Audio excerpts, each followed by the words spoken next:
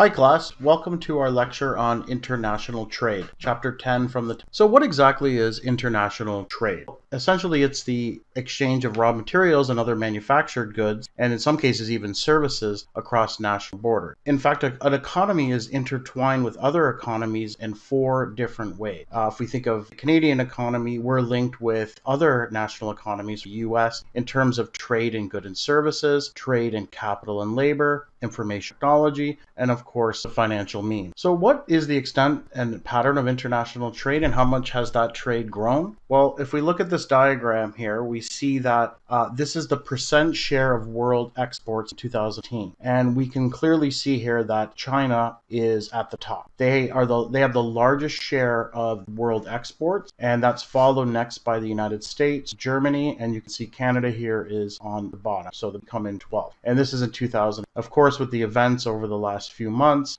this might change substantially in the near term. If we look at world trade over time and world GDP, we can see there's some interesting trends. So if we look at the 1970s, we can see that the overall amount of world trade was quite low. So was world GDP. And we can see that now up in 2015, up to the latest data in this figure, we can see that world trade is significantly larger, and so is world GDP. So in fact, world GDP has risen over 290% over the period, and that, is including the downturn we had, financial crisis. And, this translates into a 52-time larger, higher increase. So world trade has become substantially more important since the 1970s. While all regions on the planet have experienced big growth in international trade, the leading areas have Europe. And here, just another chart to illustrate changes in the amount of trade that has occurred.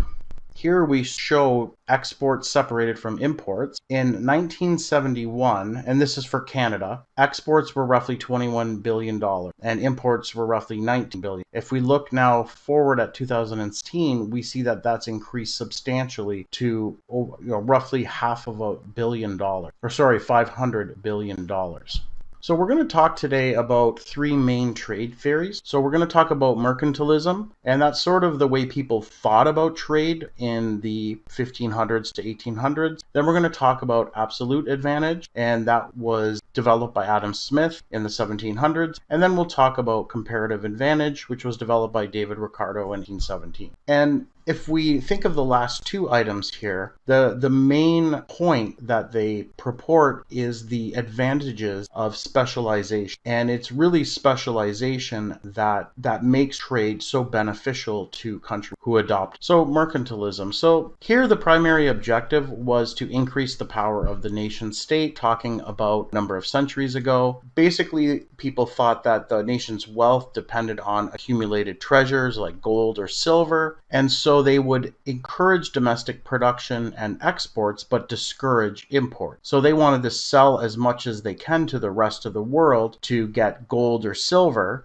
and buy as least as possible from other countries, so that they're not giving out any gold or silver to other countries. So the idea here was to have a trade surplus. And again, that means you would want to maximize your exports. And so you can do that through subsidies. So the government would, in a sense, provide firms with, and this subsidy is the opposite of a tax. So the government would actually give money to firms so that they can produce and be able to sell to other countries at an affordable price. And they would also minimize imports through tariffs and quotas. A tariff is a tax on goods that are imported into the country, and so the higher the tax, the less likely people within the country want to buy from another country. And quotas are not a tax, they're different. Quotas are just a set limit on the number of goods. So you might have found some of this talk so far familiar, because it's pretty much what Donald Trump has been advocating for the US. But there's a bit of a flaw in this way of thinking. First of all, it's not a zero-sum game. You're not just shifting around a set amount of wealth or economic pie. In fact, economists have understood since the Victorian era that the main benefits of trade come from comparative advantage, which is the idea that people can specialize. Again, specializing is important in what they're good at, and then benefit from exchange.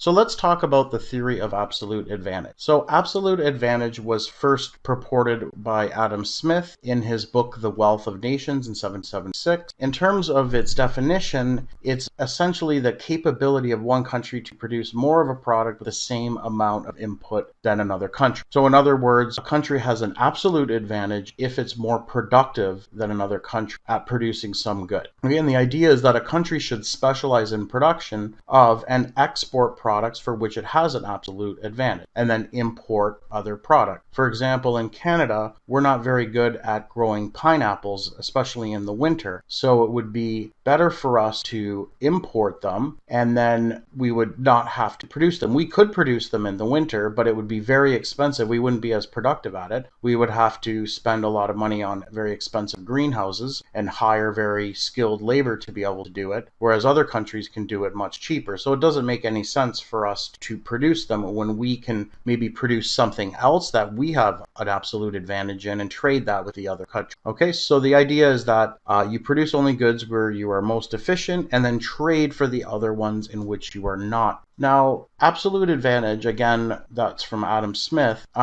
He pointed out that mercantilism, what we noted before, weakens a country in the long run and enriches only a few. And again, he argued against the belief that trade was a zero-sum game.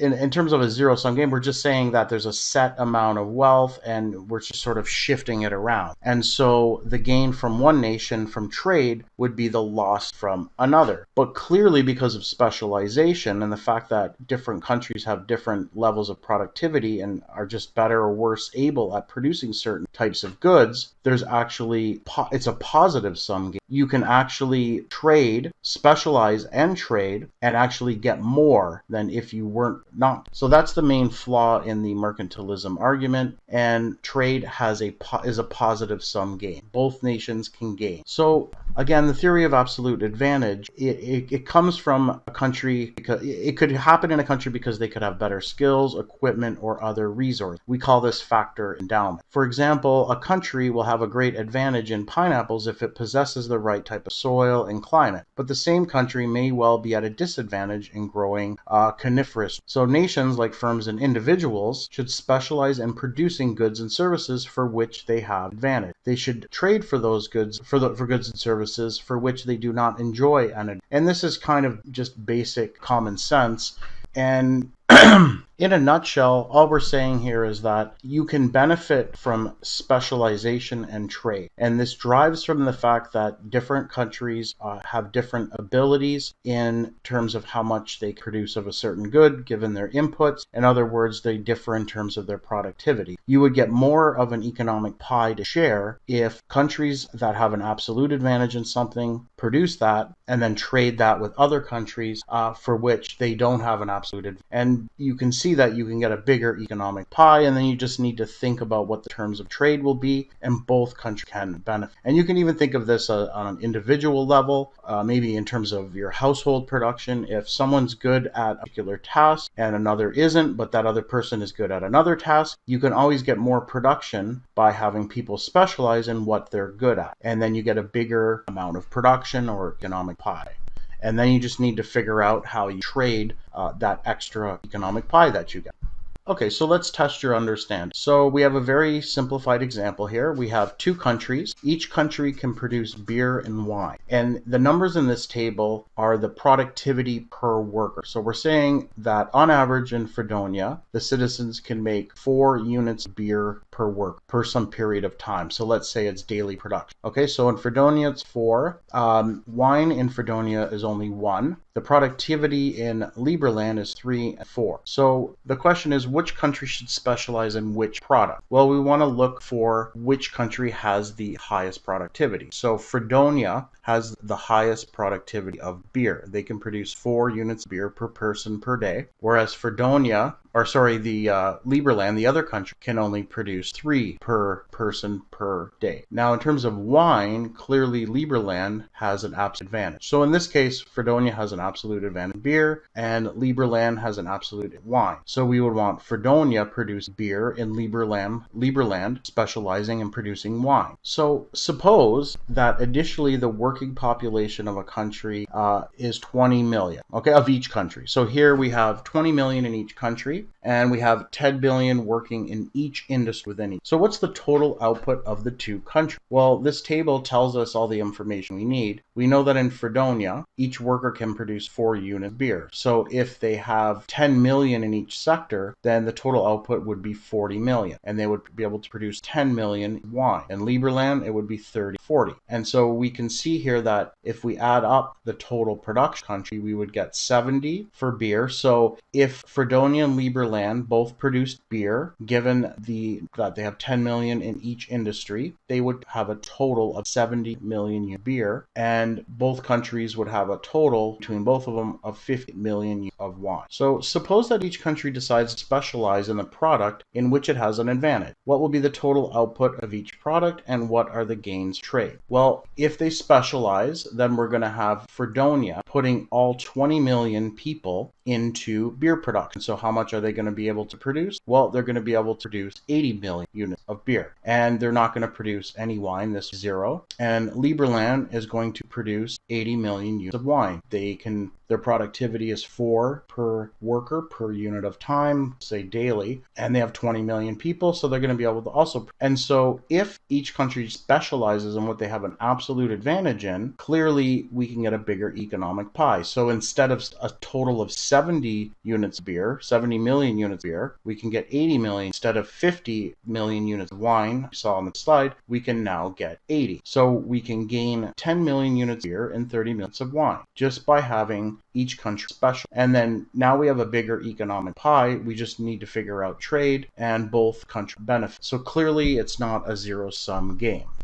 Now there's another theory called comparative advantage. And it doesn't say that there's anything wrong with what we just talked about. There isn't anything wrong with absolute advantage, but the story wasn't complete. And so David Ricardo refined this model back in the 1800s, and he said basically that absolute advantage is just sort of a special case of a more general concept called comparative advantage. And the heart of his idea is it's not absolute advantage, but a comparative advantage that provides the mutual trade. And in a nutshell, the advantage comes from producing something at a lower opportunity cost than others are to do it. So if you remember, opportunity cost is what you give up to do something. Because our resources are scarce, anytime we make a decision to use scarce resource, we give up something. Basically what we could have done, or our best alternative to producing what we did. Even if you think of your time, we only have a finite amount of time, and so whenever we make a decision to use our time, we're always giving up something, and that's what else could have done with that time. But this is a very general concept. In this case, we're talking about using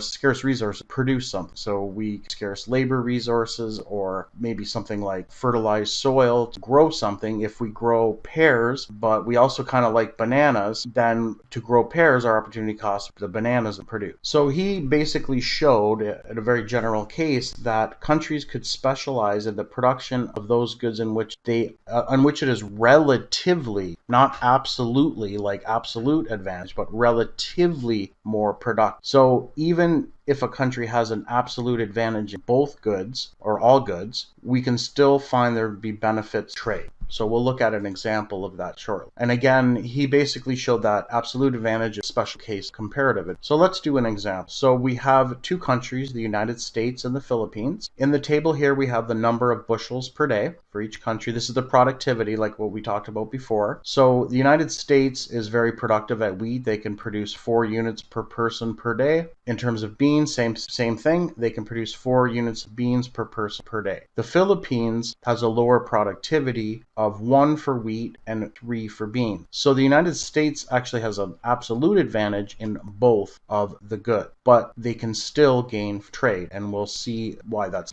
Now, what we have to do though is to think about what the opportunity costs are here for each country. Each country has a trade-off for each item it produces. For example, in the United States, when it produces 1 unit of wheat, it gives up 1 unit of bean. It produces 4, it gives up 4, so per unit it's equal to 1. So the opportunity cost for the United States of 1 unit of wheat is 1 bean. For 1 bean, it's 1 unit of wheat. Now if we look at the Philippines, if they make 1 unit of wheat, how much beans do they have to give up? They have to give up 3 beans. So the opportunity cost for them for 1 unit of wheat is 3 beans. If they make 3 beans, they give up 1 unit of wheat. So if we take that both and divide it by 3, we'll see that if they produce 1 bean, they're only giving up a third of a unit of wheat. So if we look at this, we see that the United States has the same opportunity cost for both goods. If we look at each good, so for example, wheat, the United States has the lowest opportunity cost producing wheat. They only have to give up 1 bean. The Philippines does it, they have to give up. So if we're scoring each country on their opportunity, the lowest opportunity cost, then the United States scores the best in terms of wheat. And if we look at beans, we can see that Philippines,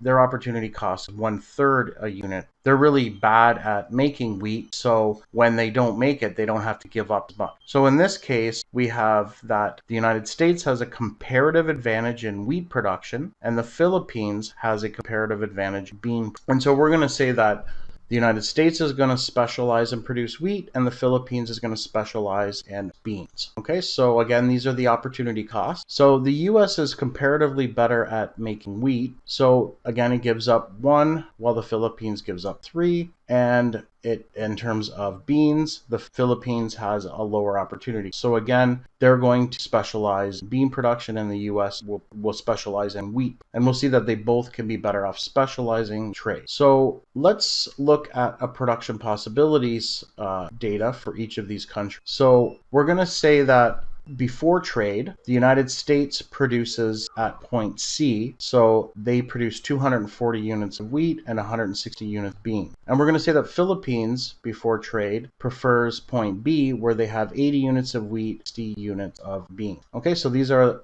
sort of their benchmark or initial point. Okay, so at these initial points, the total wheat production is 320 and the total bean production 200. Okay, so you can think of this as maybe the economic pie before. So now let's suppose they specialize in what they have a comparative advantage. So the United States now is going to just produce wheat. So they're going to produce 400 million bushels. And the Philippines is just going to produce beans, and they're going to produce 300 million bushels per day. Okay, so now we can clearly see that there's going to be potential gain here. So if you remember from the last slide, the figures we had, I'll go back to them, just see them. Total wheat production was 320, and total bean production was 220. Well, now if they specialize on what they have a comparative advantage in, we can get 400 units of wheat, so that's 80 more, and 300 units of beans. That's also 80 more than before. Then if they just decided not to trade and produce what their preferences were within each country. Okay, so we can get an increase in the economic pie of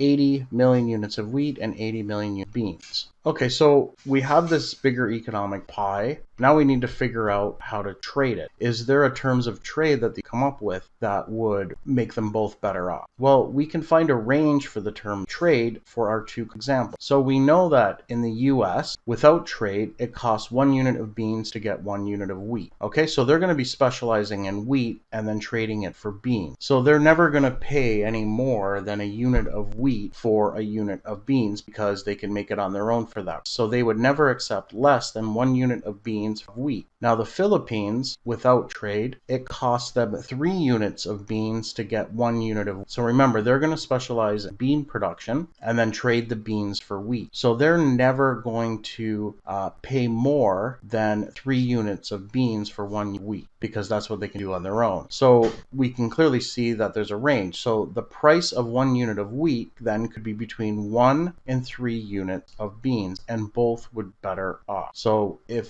for example, example, if the price was 2, so if 1 unit of wheat costs 2 units of beans, then they would both be better off. So for example, the Philippines, they could produce 2 units of beans and get 1 unit of wheat. On their own, if they wanted to produce 2 units of wheat, they would have to give up 6 units of beans. So they would be happy just paying 4. Okay, and then the United States, we know, can trade without trade. The ratio is 1 to 1, and so if they're able to get 2 units of beans for 1 unit of wheat, they would be better. Okay, so let's assume that the two countries negotiate that the terms of trade will be 1 unit of wheat for 2 units of beans. And so what we're going to do here on this table is show you the total gains from trade. So we're going to look at the amounts before trade and then the amounts after. So if we look at the top table here, this is for the Philippines. Before trade, remember we said that their preferences were for 60 million units of beans and 80 million units of wheat. So that's what it was before trade. Okay, so now after trade, we know that they're just going to produce beans. Okay, so they're going to produce 300 million units of beans and specialize. Now the Philippines only want 60 beans, so they're going to export the rest. Okay, so they're going to export 240 units of beans. How much are they going to get for that in terms of wheat?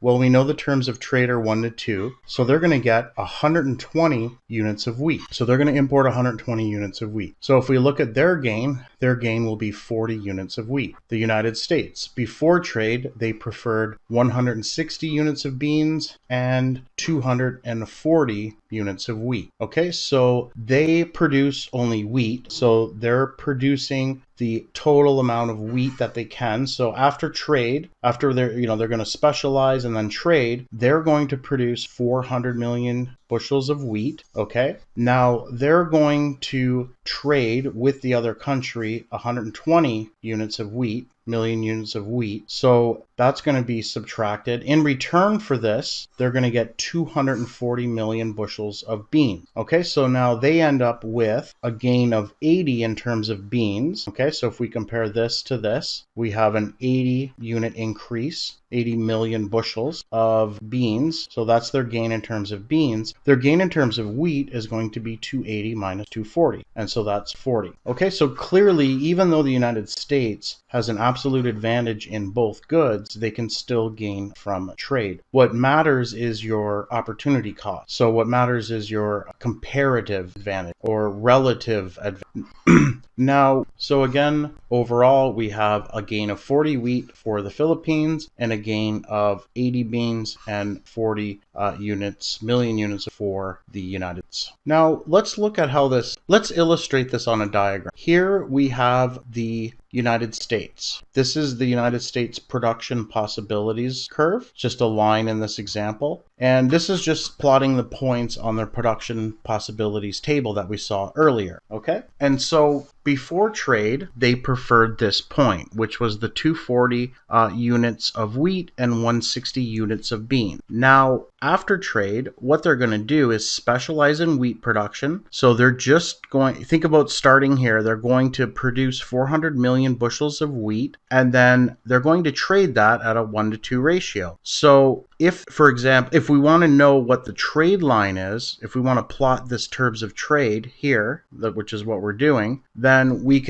know that this intercept will just be how much they can produce if they specialize. And then if we just think of a hypothetical example, well, what if they were to trade all of this for beans? How many beans would they get? Well, they would get double that because the terms of trade are 1 to 2. So they would get 800 beans. Okay, and so we just plot these 2 points and then draw a line between the 2 points. Okay, so this is the US trading possibilities. It's just the terms of trade. So anywhere on this line is greater or better than they had before. So this diagram clearly illustrates that the potential gains from trade are the area between these 2 lines. And in this particular example, after trade, they ended up getting to this point where they increased the amount of wheat they got, and then they also increased the number of beans. And so again, the gains from trade are clearly illustrated as the distance between these 2 lines, the potential gains. We can do a similar exercise for the Philippines. Now they're going to specialize and produce 300 million bushels of beans, and then they're going to trade at a 1-to-2 ratio. Okay, so let's think about that. So we have this point here. If we want to draw the other point on their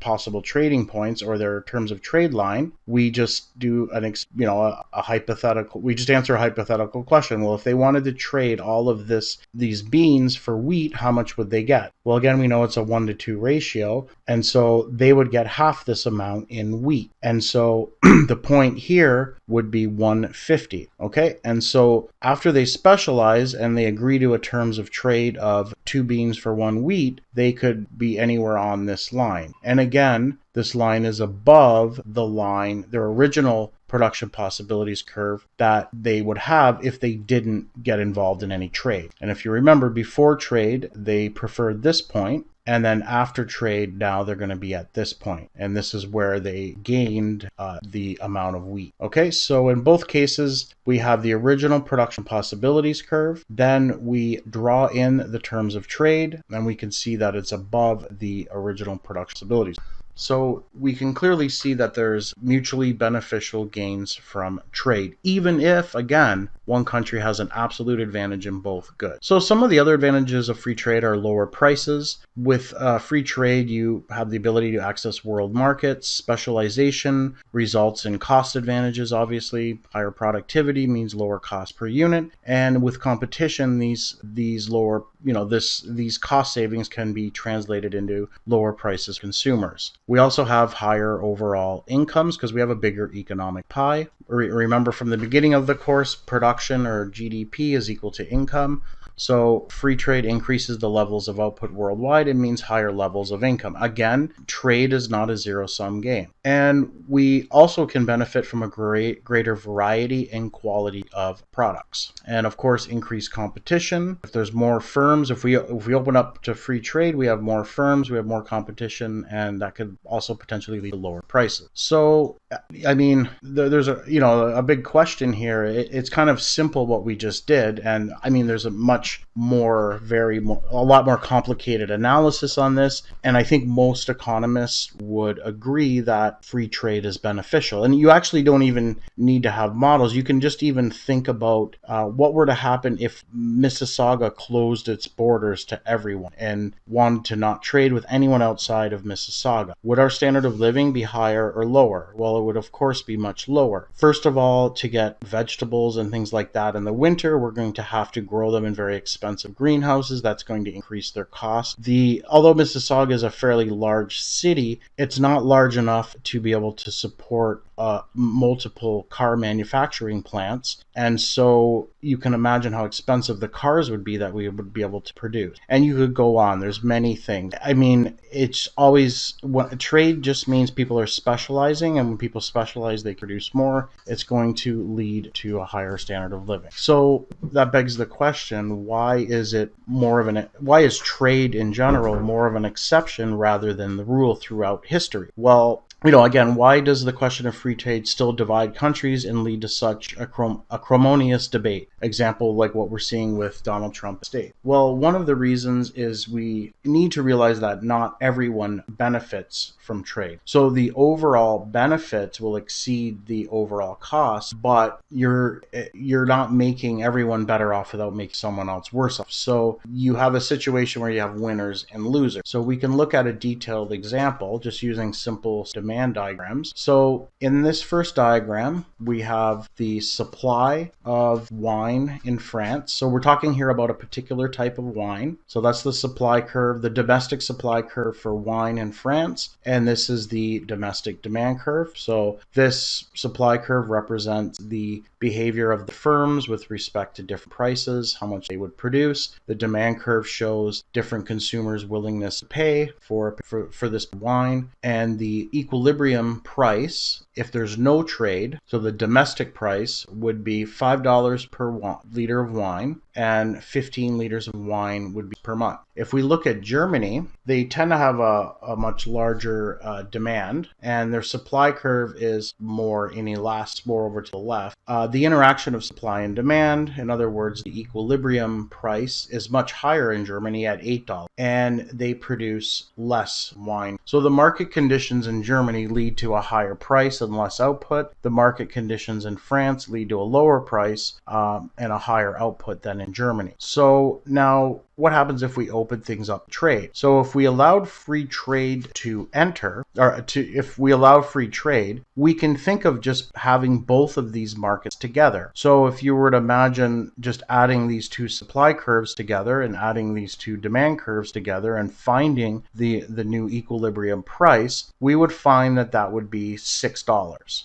Okay, so the world price would then be $6 if we allow this market consolidate, which in other words, we're allowing free trade. So now for this particular type of wine, we're just putting together the overall supply in each country and the overall demand in each. We're of course here we're just getting a simple idea here. We're ignoring any transportation costs, shipping costs, or anything like that. So if that's the case now, the world price is $6. So now we need to start thinking about winners and losers. So in France, before trade, the consumers were paying $5 for a bottle of wine. Now they're going to be paying $6. So the consumers will lose. The producers, well, they were getting $5 per bottle of wine before. Now they're going to get $6 per bottle of wine. So the producers would win. In Germany, before, the consumers were paying $8 for a bottle of wine. Now they're paying $6. So the consumers are going to make out here. They're going to be happy with that. They're paying less now for wine. But the producers before were getting $8, now they're only going to get $6. Okay, so you can see that it's sort of the opposite case. So in France, the consumers lost. In Germany, the consumers gained. In France, the producers gained, but in Germany, the producers lost. So you can think of these groups could be lobbying the government. And so if you have a domestic industry that's protected and it's very large and they have a lot of money and they have political connections, they might fight to prevent free trade from occurring. And also mention, so if this is the case, what would happen? So if the price is $6, in France, the amount demanded would be here. So we would go down and see that it's roughly around 12. The domestic suppliers or producers or firms, at this higher price, they'd want to produce a little more. So they're going to produce more than what the domestic market would want. But in Germany, at this $6 price, the consumers are going to want a lot more, and the suppliers here are going to produce a lot less. So we're going to have overproduction here, right? But here we're going to have underproduction, and these numbers aren't exactly the same on the axis, so they will actually equal out perfectly. So the France then will overproduce by 6 units, Germany will underproduce by 6 units, and so France will be exporting that 6 units to Germany, and Germany will be importing that 6 unit. Okay, so here's the summary table of the winners and losers. So the main idea here is that in this case, the winners were in Germany, they were the consumers. They get the wine now at a cheaper price. And the winners were also the French producers, because now they get a larger, they can get a higher price. But then we have the opposite case in the other, in terms of losers, the consumers in France would lose and the domestic producers would lose in Germany. And that's because now the price is lower, so they're going to be getting a lower price. So there are different types of trade protection. So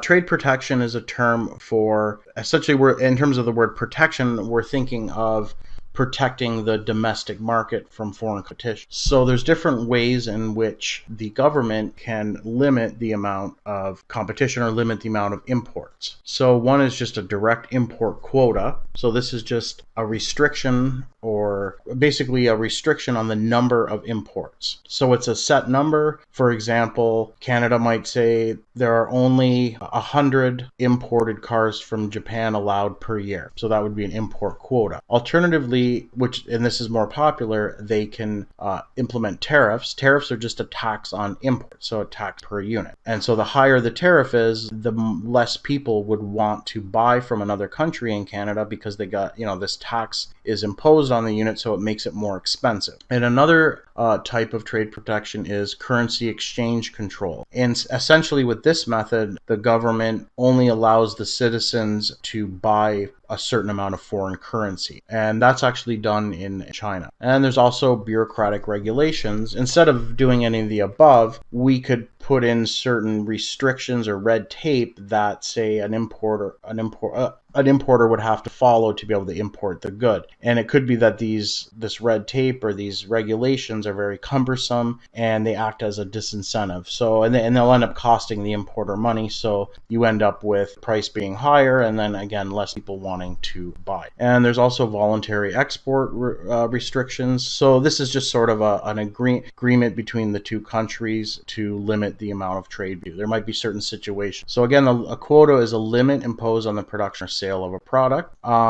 And the term protectionism is just an overall term for using any of the restrictions that we just talked to in order to reduce imports. So we can analyze the import quotas in a supply and demand diagram. So if we look here, we have the demand curve. So this shows the domestic demand for the good. And this supply curve shows, this one here, SD is the domestic supply of, okay? So without any trade, just, a closed economy, the domestic supply and domestic demand interact. We have an equilibrium price indicated here. So this would be the domestic price, okay? Now, if we were to allow some imports, and with a quota we have an exact number.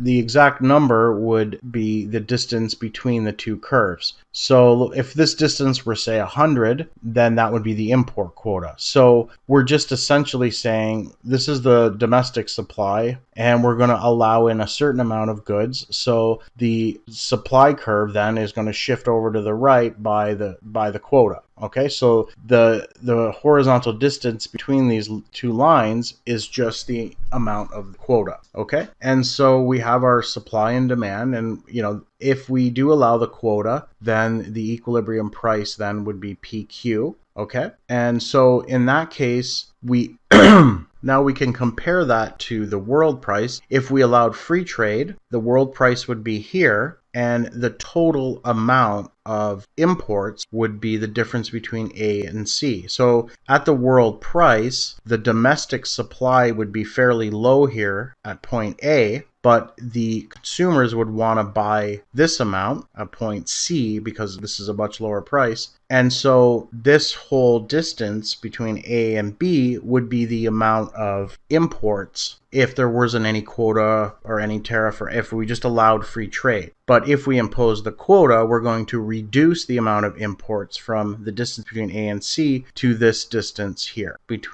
which is what the quota is. And it would be just the difference between here, and they would be sold at the price Q. So a tariff, as we mentioned before, is a tax or duty levied on import. Okay, the other one was a currency exchange control. Well, we're going to look at a diagram with a tariff in a moment.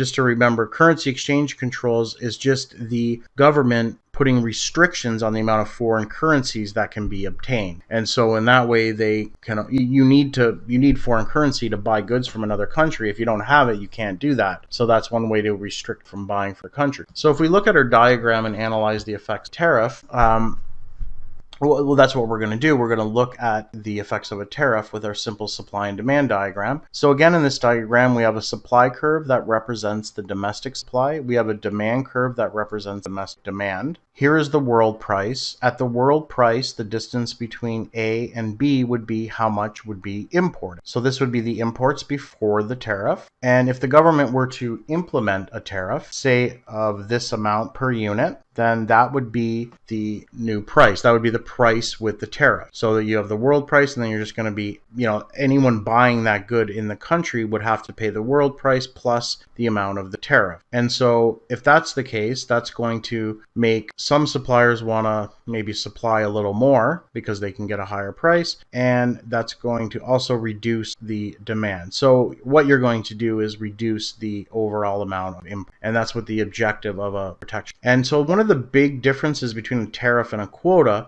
is that the government is actually going to be raising money here. And so a tariff would generate this amount of revenue to the government because it's the amount of the tariff, right, times how much is imported. So that's the area of this rectangle. So bureaucratic regulations, again, this is a type of protectionism policy where you make it hard for foreign products to enter the country, and you're just mainly creating a lot of red tape or obstacles in order for them to get through. So you might require them to have certain labeling. You might require, if it's livestock or something, all of these you might require all of these tests to be done, and these can be very expensive. And so, it acts as a disincentive for. And again, a voluntary export restriction is just an agreement by an exporting country to restrict the amount of its exports to another country. So this is something, it would depend on the circumstance. Countries, just to maintain sort of a good relationship with each other, might get involved in this type. So now there are some arguments against free trade. I mean, it's not all perfect, although it's hard to show that the benefits don't outweigh the costs, but there are costs. So one of the arguments against free trade would be there's certain industries that you might want to be in control of as a country and not become dependent on foreign manufacturers. And this sort of makes sense. If you're thinking of the military, it probably doesn't make that much sense to rely on another country to exclusively produce weapons, because what if you get into a disagreement with that country?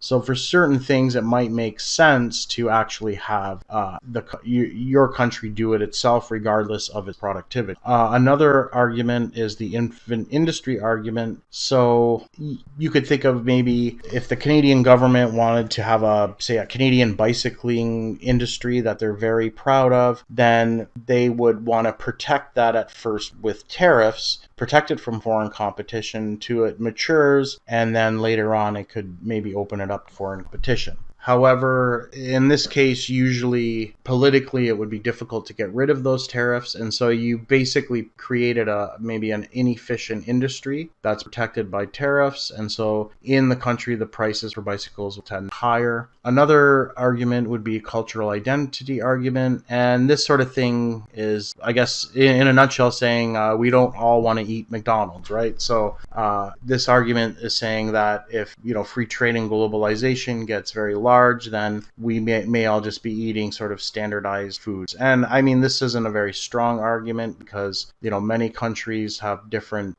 cultural identities, despite the fact they have. Another issue, probably the most the argument with the most weight here would be the environmental and labor standards. So if you have companies moving to another country to take advantage of more lax environmental laws or labor standards, then that is definitely a negative aspect of trade. And you hope that overall this doesn't happen too often. And hopefully when a company goes to another country, they're paying at least what the wages are there to begin with, so they're not making worse off. But that's a whole, there's lots going on with this, but so keep this in mind. It's certainly a negative aspect trade, but I think, again, most economists would agree that the overall benefits outweigh the cost, and that's why you try to mitigate as much as possible. Okay, so it's a somewhat of a short lecture. So that's the concepts on trade. What I'm going to do now is go over our in-class exercise. So in this question, we have two countries, rich land and prosperity, and they have the figures shown in table 10.21, which is the average product per worker. So again, these are measures of productivity. Okay, so in Richland, they can produce 4 bushels of wheat per person per day. In terms of wine, it's only 2. Prosperity, it's 2. And for wine, it's 6 barrels per day. So first of all, before we do anything, what country has an absolute advantage in wheat production? Well, the answer is Richland, because they have higher productivity for wheat. Now for wine, prosperity has the higher productivity, 6. Okay, so we do have that each country has a different absolute advantage. Now we're interested more, and we know we're more interested in comparative advantage. So now we're going to ask what the opportunity costs are. So what is the opportunity cost of producing 1 bushel of wheat in Richland? Well, let's look at Richland. If they produce 4 bushels of wheat, they have to give up 2 barrels of wine. Okay, so if they were to just produce 1 bushel of wheat, how much wine would they have to give up? Well, it would be a half. Think of dividing each side by 4. If we divide this by 4, we have 1 bushel of wheat. And if we divide this by 4, we have half a barrel of wine. Okay, so the opportunity cost of 1 bushel of wheat will be a half barrel of. Okay, now what is the opportunity cost of producing 1 barrel of wine in Richland? Well, if they produce 2 barrels of wine, we know they'll have to give up 4 bushels of wheat. Okay, so again, we could think of dividing both sides by 2. And so if they produce 1 barrel of wine, they would be giving up 4 divided by 2 bushels of. Okay, so I've added these in. And I just wanted to note, you can see that one is the reciprocal of the other. So when you know one, you know the other one is just the reciprocal. So now, what is the opportunity cost of producing 1 bushel of wheat in Prosperity? Okay, well, in Prosperity, if we produce 2 bushels of wheat, we give up 6 barrels of wine. Okay, so if we divide this by 2 and then take 6 and divide it by 2, we get 3. So the answer is 3. So if Prosperity produces 1 bushel of wheat, they have to give up 3 barrels of wine.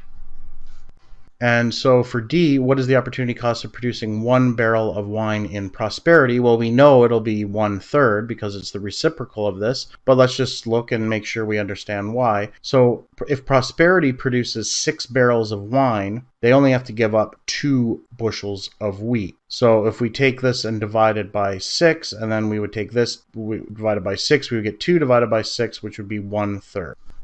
Okay, so in what product does Richland have a comparative advantage? Okay, so if we look at Richland, their opportunity cost is 1/2 for a bushel of wheat, and Prosperity has an opportunity cost of 3. So definitely Richland is the one with the comparative advantage in wheat.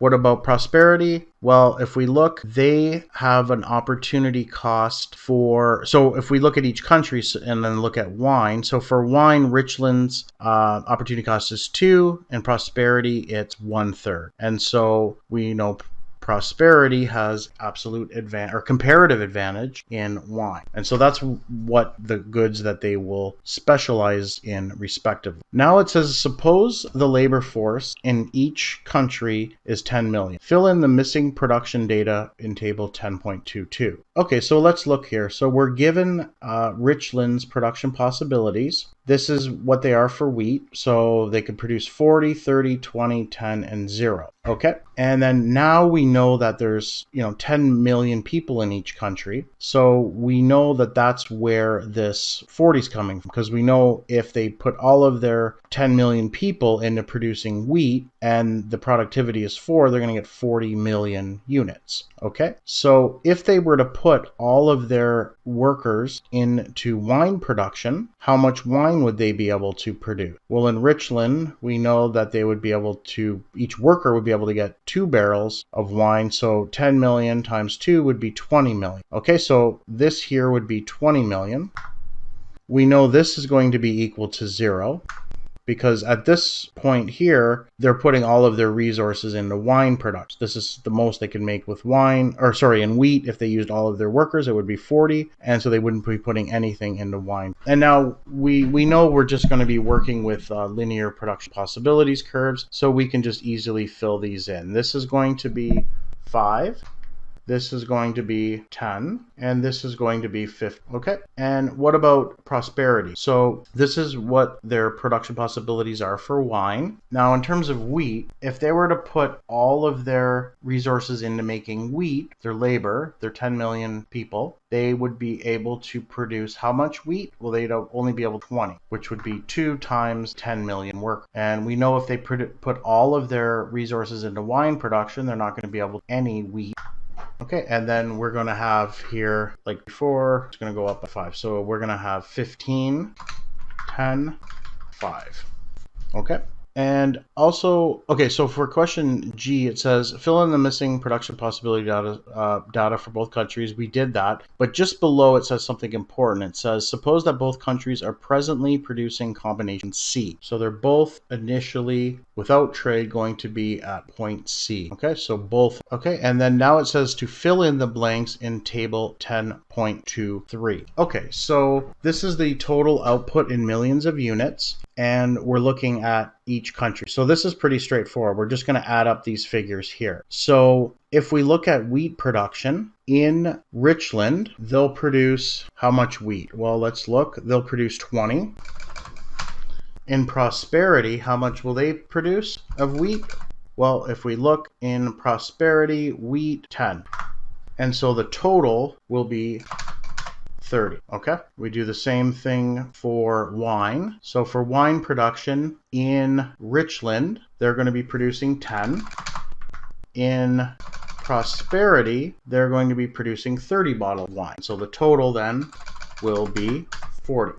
Okay, so this is like our baseline. We're hoping with trade we'll be able to do better than this. Okay, so now suppose that each country specializes in the product in which it has a comparative advantage. It's indicated here. Show the results in table 10.24. Okay, so that's down here. So if Richland specializes in wheat and produces just wheat, how much is it going to be able to produce? Well, we know that their productivity is 4 bushels per worker per day, and if they put all 10 million people in there, they're going to get 40. Okay, Richland isn't going to be making any wine, right? So this will be 0. Now Prosperity is going to specialize in wine, and they are going to be able to make 60 because their productivity is 6 barrels per worker, and they're going to use 10 million workers. Okay, and then this is going to be 0 for wheat production in Prosperity because Prosperity is specializing in wine. So this is 0. Okay, and then now we can see that there's going to be gains trade. So the total wheat production then will be 40, and the total wine production will then be 60. And now we can compare that to here in table 10.23 and see that the gain in wheat production overall will be 40 minus 30 equals 10. And in terms of wine, it will be 60 minus 40 equals 20.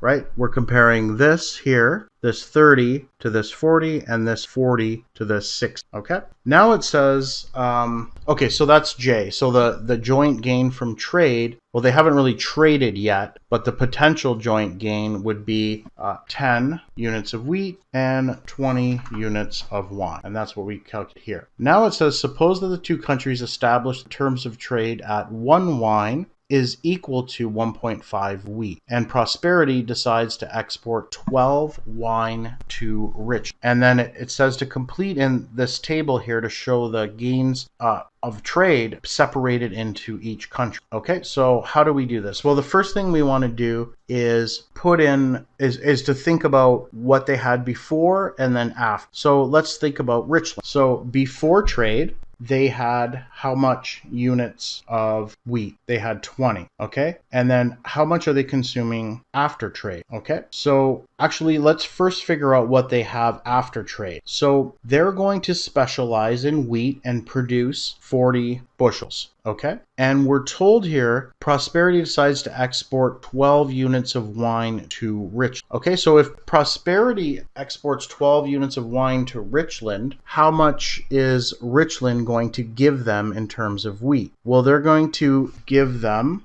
18, which is 1.5 times 12, okay? So Richland is going to end up with 40. That's how much they produce when they specialize. They're going to produce 40. Then they're going to give 18 units of wheat to Prosperity, okay, for those 12 units of wine. So they're getting a total here of 22, and then initially they had 20 units of wheat. So initially they had 20. Now they have 40 minus 18, which is 22. So the total gain in wheat to Richland is equal to 2. Okay, now let's think about Prosperity in terms of, so Prosperity doesn't make any wheat. All they do do is import it. And how much do they get from the other country? Well, they decide to export 12 units of wine to Richland, and in return, they're going to get 18 units of wheat. So Prosperity gets 18 units of wheat,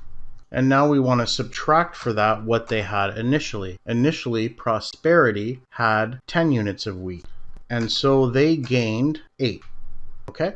Now let's look at wine. So now Richland, how much wine did they have initially? 0. They didn't produce any wine. They just produced wheat. Okay? And what they ended up receiving from Prosperity is 12 bottles of wine. And so then we want to subtract from that how much wine they would have had without any trade. They would have had 10 units of wine without trade. So we subtract 10, and that equals 2. Now, Prosperity, they produce 60 units of wine, right? And then they give 12 bottles to Richland. And so they're going to be left with 48 bottles of wine, or units of wine. And then we want to subtract off how much wine they had before trade. They had 30 units of wine before trade.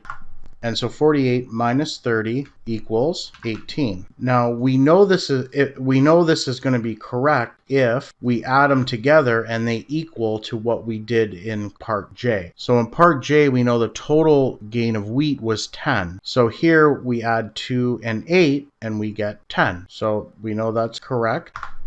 And now if we look at wine, the total gain was 20, and if we add these two together, we get 20. Now I'll just quickly sketch out what the graphs would look like for this, even though it doesn't ask us to do that. But if we were to think about Richland, okay, so this will be Richland. Now, if we just look at their initial production possibilities curve, and let's put wheat here, and then this is wine, okay? So if Richland produces just wheat, all of their resources into wheat, they can produce 40. And if they put all their 1 million people into wine production, they would be able to make 20. So if we connect these two, that would be their production possibilities curve. Now we want to draw the terms of trade. So the terms of trade are 1 wine to 1.5 wheat. Okay, so we know Richland's going to start here, produce 40 units of wheat, and then they're going to trade at a 1 to 1.5 ratio. So if they were to trade all 40 units of their wheat for wine, how much wine would they get? Well, if we look here, we can rewrite this terms of trade as follows. We can divide both sides by 1.5, and then we'll get 1 divided by 1.5 wine is equal to 1 wheat. And so what we're interested here is how much they can get in terms of wine for 40 bushels of wheat. So we have 1 wheat here. We can just multiply both sides by 40, and we can see that 40 units of wheat would equal 26.67 units of wine. So the point on the horizontal axis then will be right around here, and that will be the 26.67. And so this line here is their terms of trade line, and the benefits of trade, potential benefits, are all the area in between these two lines. Okay, so for homework, draw out the similar diagram for Prosperity. Okay, and here you'll have wheat and wine. Okay, and make sure you know how to do this. You'll never know when you might see it again. That's a hint. Okay, so that's it for today. Next class, we're going to talk about exchange rates and the foreign exchange market. If you have any questions about today's lesson, just send me an email. I'll be happy to get back to you. Take care and have a good night.